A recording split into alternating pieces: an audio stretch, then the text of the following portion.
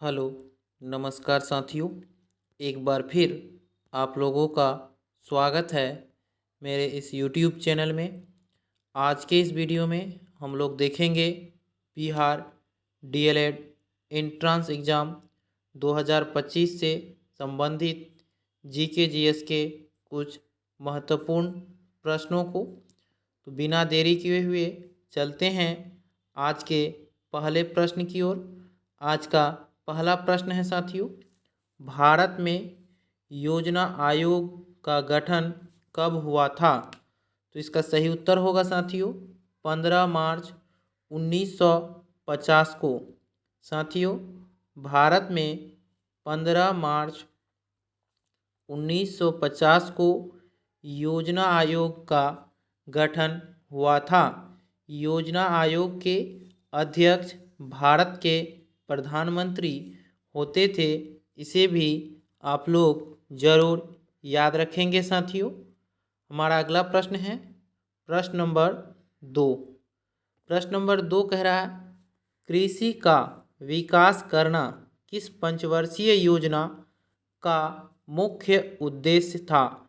यहाँ आपसे पूछ रहा है कि किस पंचवर्षीय योजना में कृषि का विकास करना मुख्य उद्देश्य था।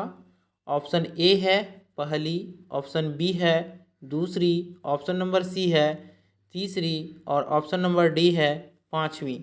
तो साथियों, इसका जो सही उत्तर होगा वह होगा ऑप्शन नंबर ए, पहली पंचवर्षीय योजना में कृषि का विकास करना मुख्य उद्देश्य था।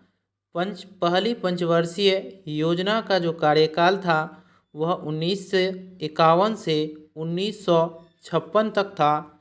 इसे भी आप लोग याद रखें साथियों। भारत में अब तक 12 पंचवर्षीय योजना लागू हो चुका है। अंतिम पंचवर्षीय योजना का कार्यकाल 2012 से 2017 तक था। इसे भी आप लोग याद रखें। हमारा अगला प्रश्न है प्रश्न नंबर 3। प्रश्न नंबर 3 कह रहा है कि मानव विकास रिपोर्ट का प्रकाशन किसके द्वारा किया जाता है? ऑप्शन ए है WTO, ऑप्शन बी है WHO, ऑप्शन सी है UNDP, ऑप्शन डी है ILO।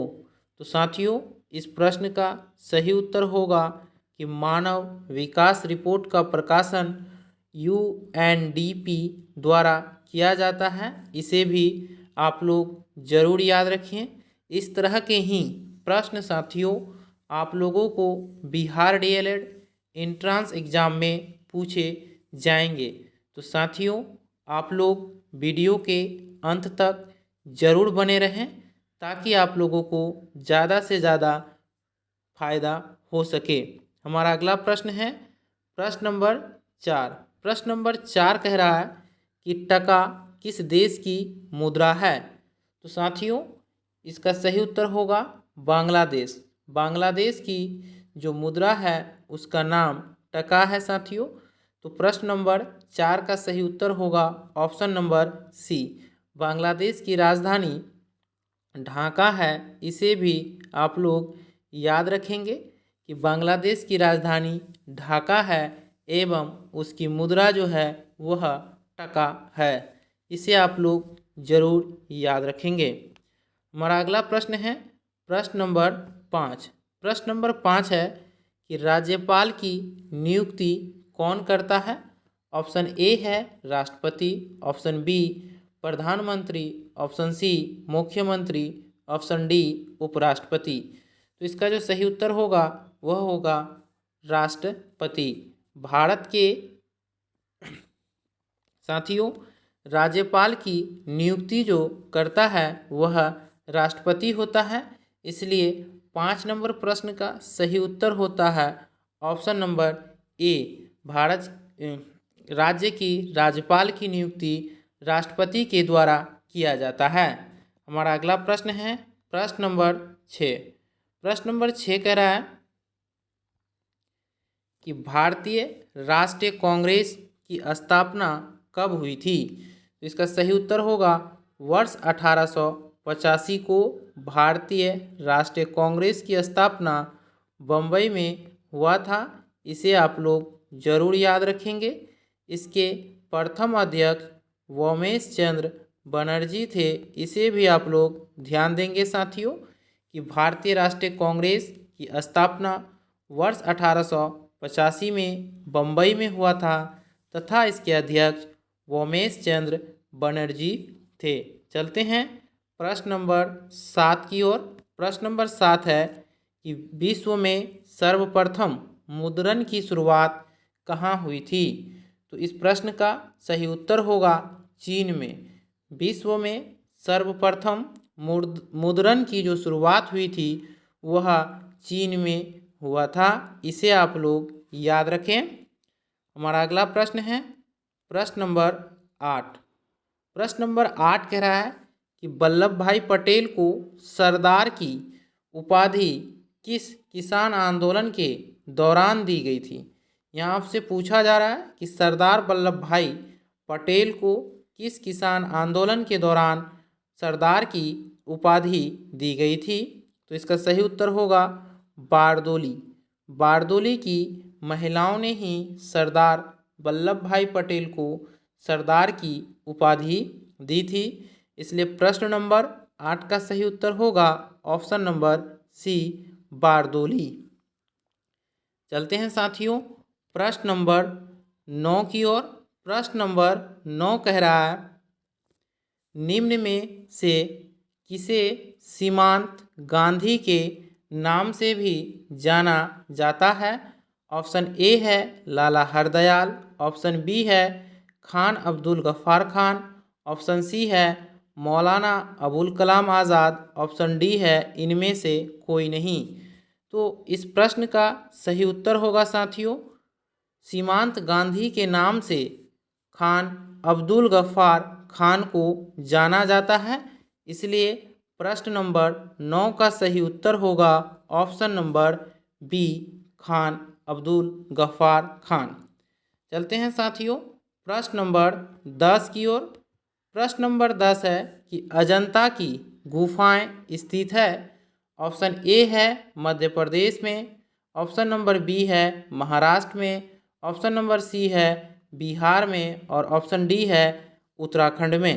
तो साथियों इस प्रश्न का जो सही उत्तर होगा वह होगा महाराष्ट्र में। अजंता की गुफाएं जो है वह महाराष्ट्र राज्य में स्थित है। इसलिए प्रश्न नंबर 10 का सही उत्तर होगा ऑप्शन नंबर बी। हमारा अगला प्रश्न है प्रश्न नंबर 11। प्रश्न नंबर 11 कह रहा है साथियों कि महात्मा बुद्ध ने अपना प्रथम उपदेश किस स्थान पर दिया था? ऑप्शन ए है बोध गया, ऑप्शन बी है सारनाथ, ऑप्शन सी है श्रावस्ती, ऑप्शन डी है कुशीनगर।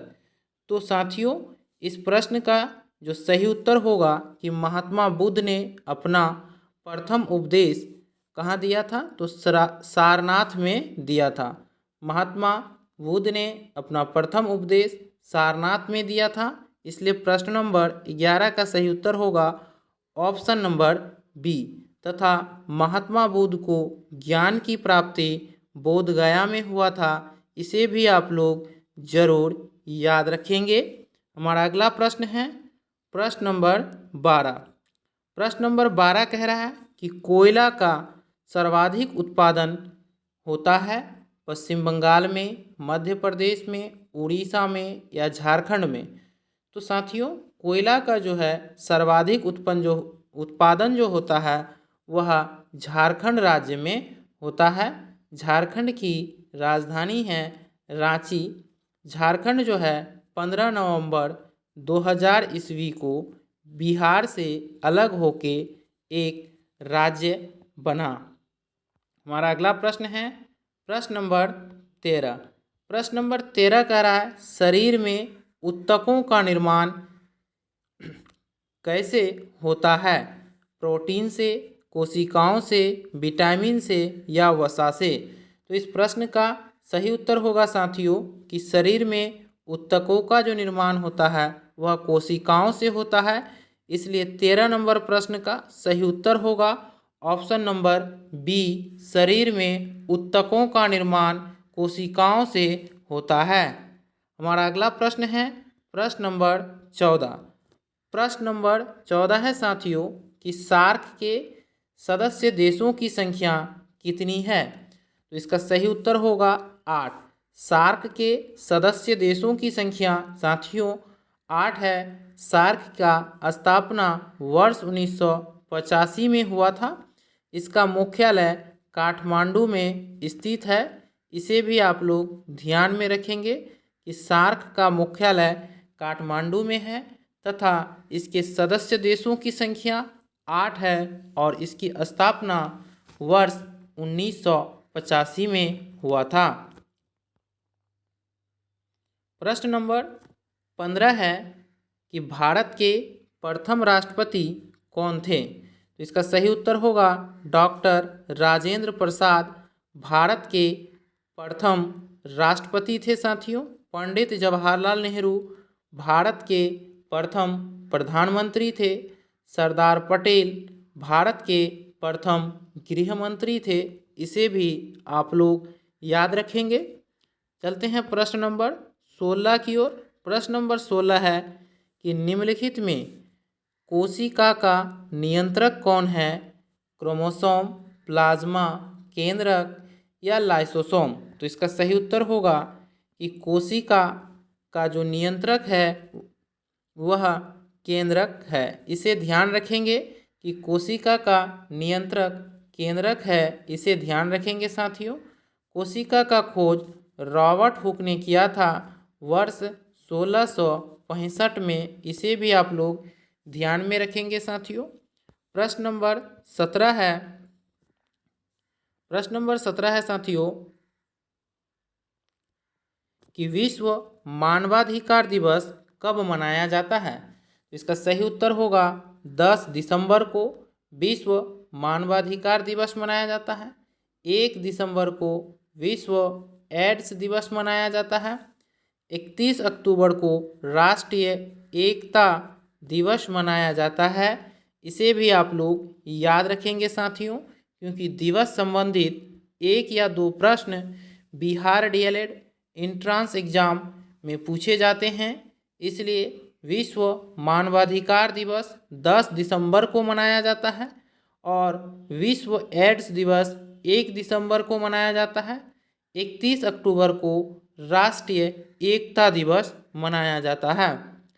चलते हैं प्रश्न नंबर 18 की ओर। प्रश्न नंबर 18 है कि किस खनिज को उद्योगों की जननी कहा जाता है? ऑप्शन ए है तांबा, ऑप्शन बी लोहा, सी सोना, डी मैग्नीज। तो इसका जो सही उत्तर होगा साथियों तो लोहा जो है, लोहा को उद्योगों की जननी कहा जाता है। इसलिए प्रश्न नंबर 18 का सही उत्तर होगा ऑप्शन नंबर बी लोहा। लोहा को उद्योगों की जननी माना जाता है। चलते हैं प्रश्न नंबर 19 की ओर।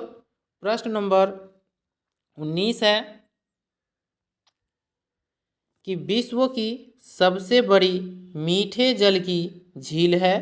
ऑप्शन ए है विक्टोरिया, ऑप्शन बी है बैकाल, ऑप्शन सी है सुपीरियर, ऑप्शन डी है मिशिगन। तो साथियों विश्व का जो सबसे बड़ी मीठे जल की झील है वह है सुपीरियर झील। इसे आप लोग ज़रूर याद रखेंगे। और भारत का सबसे बड़ा मीठे पानी का झील उलर झील है। यह भी याद रखेंगे कि विश्व का सबसे बड़ा मीठे पानी का जो झील है वह सुपीरियर है और भारत का सबसे बड़ा मीठे पानी का जो झील है वह उलर है। हमारा अगला प्रश्न है जो आज का अंतिम प्रश्न है साथियों इस वीडियो का। तो प्रश्न नंबर 20 है कि भारत छोड़ो आंदोलन कब शुरू हुआ था? ऑप्शन ए है 8 अगस्त 1942 को, ऑप्शन बी है 17 अगस्त 1942 को, ऑप्शन सी है 5 मार्च 1942 को और ऑप्शन डी है 1 जनवरी 1950 को। तो इस प्रश्न का सही उत्तर होगा साथियों कि भारत छोड़ो आंदोलन का शुरुआत 8 अगस्त 1942 को हुआ था, जिस कारण इसे अगस्त का आंदोलन भी कहा जाता है साथियों।